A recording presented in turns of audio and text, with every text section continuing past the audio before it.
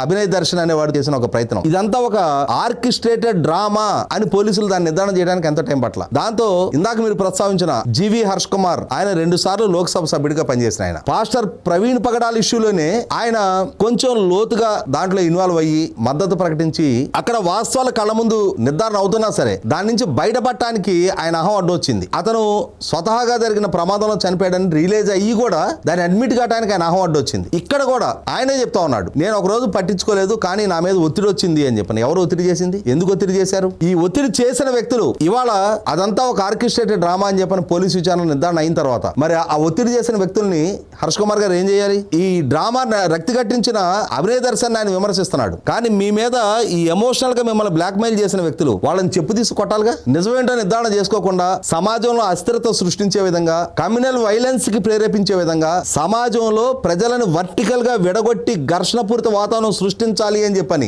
ఎవడో వెనకుండి రాజకీయంగా కుట్రలు చేస్తే ఆ కుట్రల్లో మీరెలా పావులుగా మారుతారు? పదే పదే ఇది ఒక అంశం బూమరాంగ్ అయింది.